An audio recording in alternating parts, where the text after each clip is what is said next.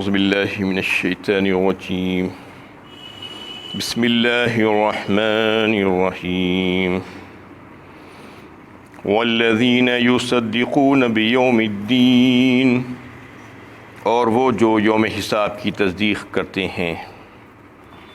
یہ سورہ معارج کی 26ویں آیت ہے۔ اس سے پہلے سے مومنین اور مخلصین کے اوصاف بیان کیے جا رہے تھے، اور اس آیت میں اللہ تعالیٰ فرماتے ہیں کہ وہ حضرات بے پرواہی کی زندگی نہیں گزارتے، آزادانہ زندگی نہیں گزارتے، بلکہ ہمیشہ یہ خیال ان کے پیش نظر رہتا ہے کہ ایک دن میرے رب کے حضور مجھے حاضری دینا ہے اور پھر وہاں پر میرا حساب و کتاب ہوگا۔ یہ آخرت ہمیشہ ان کی پیش نظر رہتی ہے۔ والذین هم من عذاب ربهم مشفقون، اور اپنے پروردگار کے عذاب سے ڈرتے ہیں۔ ان عذاب ربهم غیر معمون، بے شک ان کے رب کا عذاب ہے ہی ایسا کہ کوئی اس سے بے خوف نہیں رہ سکتا۔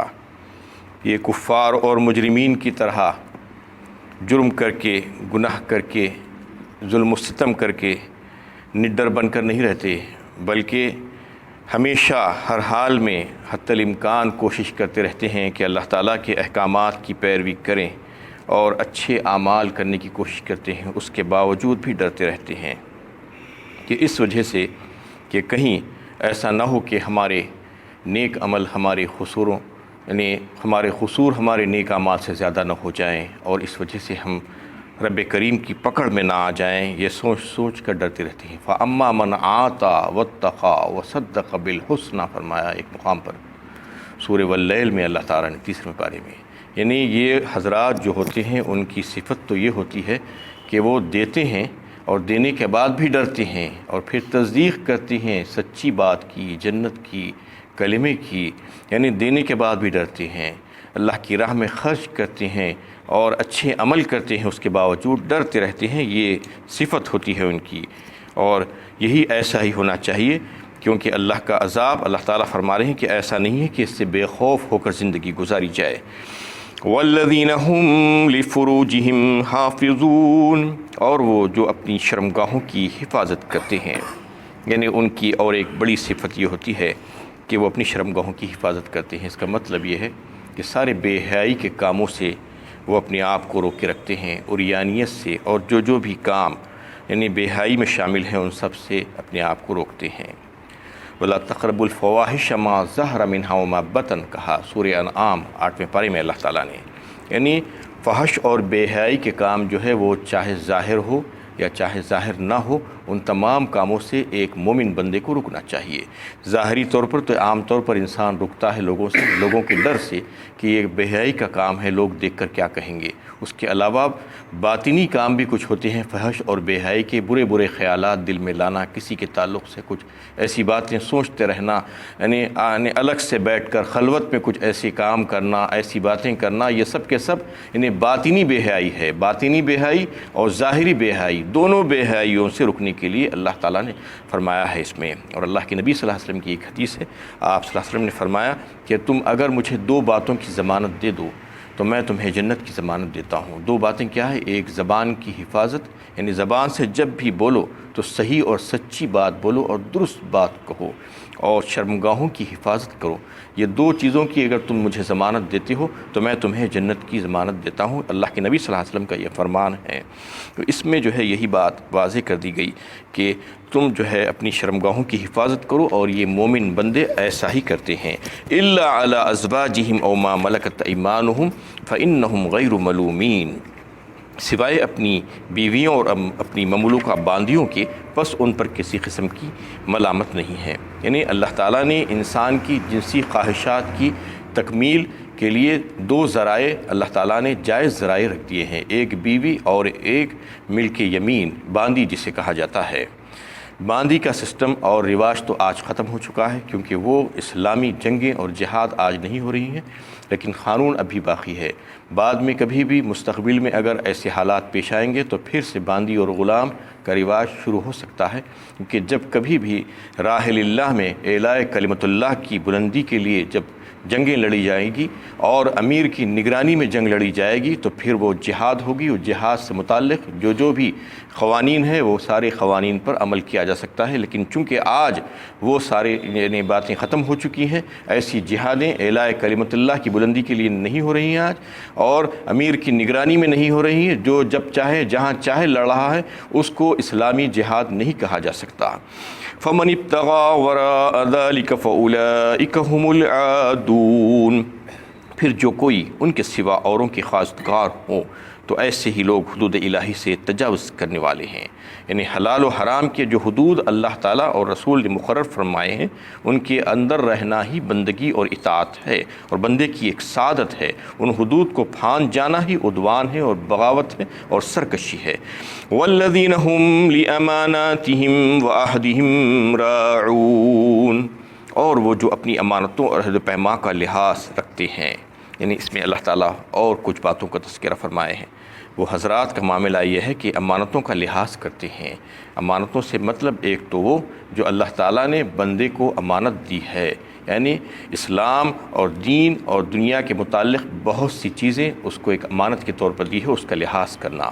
اور ایک یہ کہ ایک انسان دوسرے انسان پر اعتماد کر کے اپنی کچھ چیزیں اس کے پاس رکھاتا ہے تو اس کی امانت کا لحاظ کرتے ہیں، رعایت کرتے ہیں وہ لوگ۔ اور امانت کا مطلب ایک یہ ہے کہ ایک انسان اپنے اوپر کچھ ذمہ داریوں کو اٹھاتا ہے تو وہ ذمہ داریوں کو پورا کرنا بھی امانت ہے۔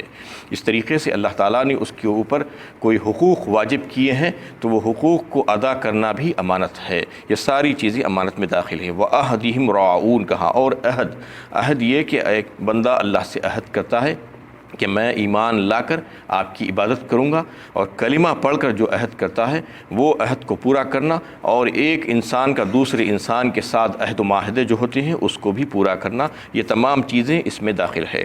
الا لا ایمان لمن لا امانۃ لہ لا دین لمن لا عہد لہ، فرمایا اللہ کے نبی صلی اللہ علیہ وسلم نے، یعنی خبردار رہو کہ اس کے پاس ایمان نہیں ہے جس کے پاس امانت نہیں ہے، اور اس کا پاس عہد نہیں ہے، یعنی دین نہیں ہے جس کے پاس عہد نہیں ہے۔ ایمان اور دین جو ہے رہنے کا مطلب یہ ہے کہ اس کے پاس امانتوں کا لحاظ ہونا چاہیے اور عہد کو جو ہے پورا کرنا والا ہونا چاہیے اس کو۔ والذین هم بشہاداتہم قائمون، اور جو اپنی گواہیوں میں راز بازی پر قائم رہتے ہیں۔ گواہی کو جو ہے چھپاتے نہیں ہیں بلکہ گواہی کو پورا ظاہر کرتے ہیں، اس میں نہ کم کرتے ہیں نہ زیادہ کرتے ہیں۔ اس کے تعلق سے سورہ نساء میں تفصیل کے ساتھ اللہ تعالیٰ نے بات بیان فرمائی ہے کہ 5ویں پارے میں یا ایھا الذین آمنوا کونوا قوامین للہ شہداء، یا ایھا الذین آمنوا کونوا قوامین بالقسط شہداء للہ ولو علی انفسکم او الوالدین والاقربین ان یکن غنیا او فقیرا فاللہ اولی بہما فلا تتبعوا الہوی ان تعدلوا۔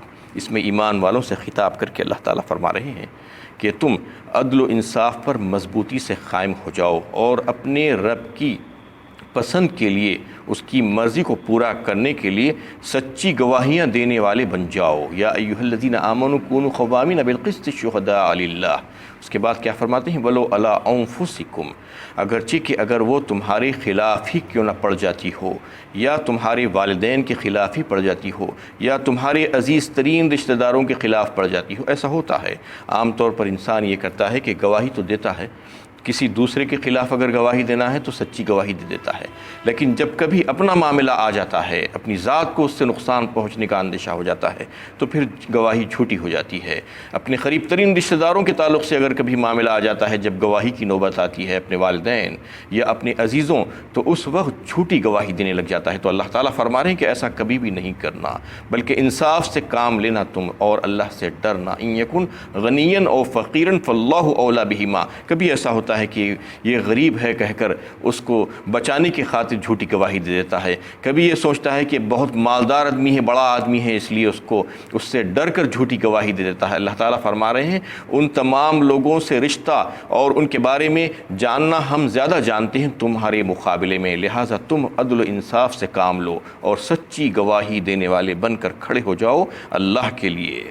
والذین هم علی صلاتہم یحافظون، اور جو اپنی نمازوں کی حفاظت کرتے ہیں۔ پھر سے نمازوں کی بات آ رہی ہے، جیسا کہ اس سے پہلے یہ تمام اوصاف کے بیان کرنے سے پہلے پہلی بات نمازوں ہی کی آئی تھی۔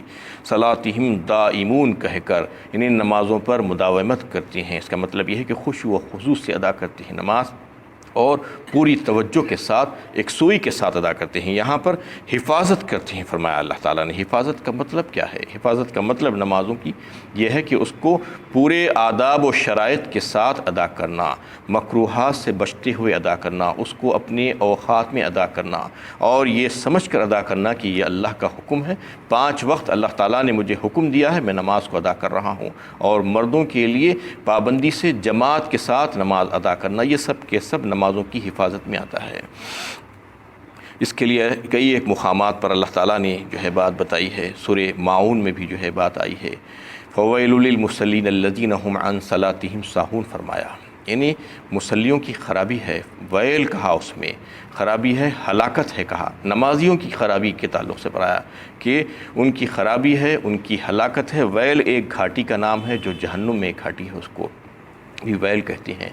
کون لوگوں کے لیے؟ کون سے مصلیوں کے لیے؟ الذین هم عن صلاتهم ساہون فرمایا، جو نمازوں سے غفلت برتتے ہیں، یعنی نمازی ہے لیکن اس کے باوجود غفلت برتتے ہیں۔ کیسی غفلت برتتے ہیں؟ کبھی سست ہو جاتے ہیں، کبھی پڑھتے ہیں، کبھی نہیں پڑھتے ہیں، کبھی یعنی اوقات کے گزر جانے کے بعد پڑھتے ہیں، یہ اپنی عادت بنا لیتے ہیں اور اس قسم کے جو ہے دوسری چیزیں نمازوں میں لا دیتے ہیں، تو ان کے لیے خرابی ہے کہا۔ جو نمازیں ادا ہی نہیں کرتے ان کے لیے کیسی خرابی ہوگی، اندازہ کیجئے۔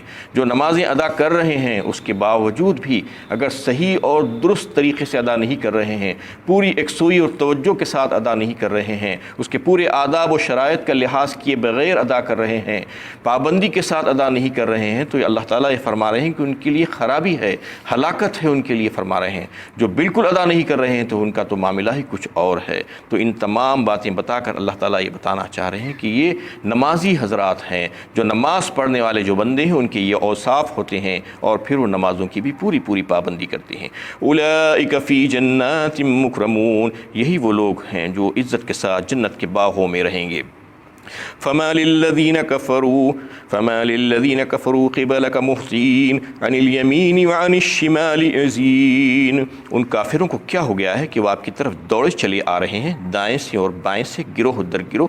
یہ ان لوگوں کا ذکر ہے جو نبی صلی اللہ علیہ وسلم کی دعوت و تبلیغ اور آپ صلی اللہ علیہ وسلم کی قرآن مجید کے سنانے کے تعلق سے مذاق اڑاتے تھے، اور جو ہے آوازیں کسنے کے لیے دوڑ کر آپ کے پاس آیا کرتے تھے، ہجوم در ہجوم کرتے ہوئے۔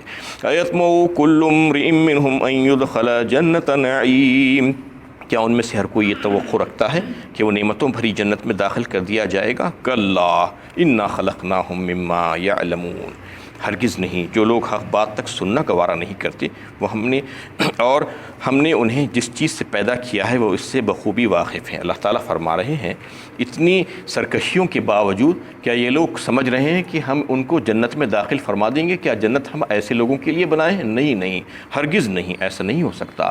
جنت تو ہم نے ان لوگوں کے لیے بنایا ہے جو ابھی جس کے اوصاف کا تذکرہ ہوا ہے، وہ مومنین اور مخلصین کے لیے جنت بنائی گئی ہے، اور جو متقین ہیں، جو اللہ سے ڈرنے والے جو لوگ ہیں، ان کے لیے جنت بنائی ہے۔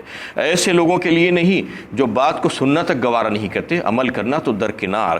فلا اقسم برب المشارق والمغارب انا لقادرون، اللہ تعالیٰ فرما رہے ہیں انا خلقناہم مما یعلمون، ہم انہیں جس چیز سے پیدا کیے ہیں وہ اس سے بخوبی واقف ہے۔ اس کا مطلب یہ ہے کہ انسان کی تخلیق کی ابتدا جو ایک پانی کے قطرے سے ہوئی ہے اس کو بخوبی جانتا ہے، اور اس کو یہ بات اچھی طریقے سے سمجھ لینا چاہیے کہ اس کے ذریعے سے ہم نے اس کو ایک جیتا جاگتا انسان بنا دیا، اور اگر یہ اچھی طریقے سے سمجھنے لگے گا تو اس کی غلط فہمی خود بخود دور ہو جائے گی کہ وہ اللہ تعالیٰ کو عاجز نہیں کر سکتا، اور اس قسم کے خیالات اس کے دل سے خود بخود نکل جائیں گے۔ پھر اللہ تعالیٰ قسم کھا کر کہہ رہے ہیں مشارق اور مغارب کی کہ ہم ہر چیز پر قدرت رکھتے ہیں، الا ان نبدل خیرا منہم وما نحن بمسبوقین، ان کی جگہ ان سے بہتر لوگ لے آئیں اور ہم ایسا کرنے پر عاجز نہیں ہیں۔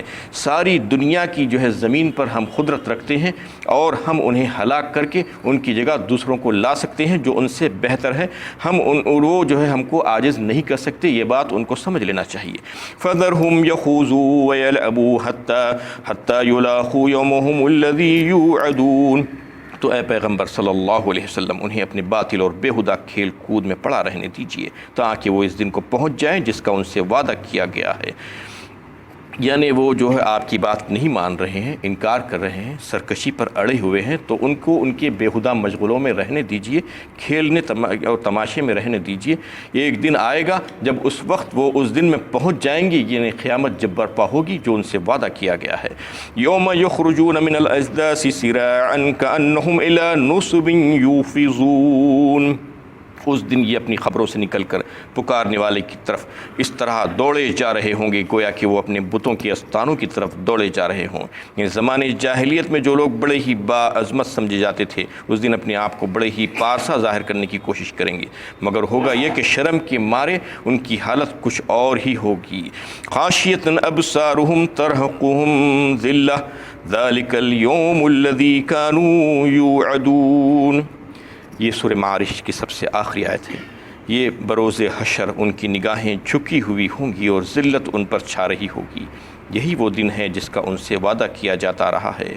اللہ تعالیٰ اللہ کے نبی صلی اللہ علیہ وسلم کی تسلی کے لیے فرما رہے ہیں کہ وہ لوگ بات نہیں مانتے تو نہ ماننے دیجیے، ان کو ان کے حال پر چھوڑ دیجیے۔ وہ ایک دن ایسے پہنچ جائیں گے وہ اس دن میں جس کا ان سے وعدہ کیا جا رہا ہے، یعنی قیامت میں ان کو سب کچھ معلوم ہو جائے گا اور وہاں پر وہ ذلیل و خوار ہوں گے اور ایک پکارنے والے کی پکار پر تیزی کے ساتھ دوڑ رہے ہوں گے، یعنی جس مقام پر آنے کے لیے ان کو کہا جائے گا بالکل وہیں پر آ جائیں گے، کہیں پر رکیں گے نہیں، اور ان کی نظریں نیچی ہوں گی، جھکی ہوئی ہوں گی، ذلت کے مارے وہ پریشان ہو رہے ہوں گے۔ وآخر دعوانا ان الحمد للہ رب العالمین۔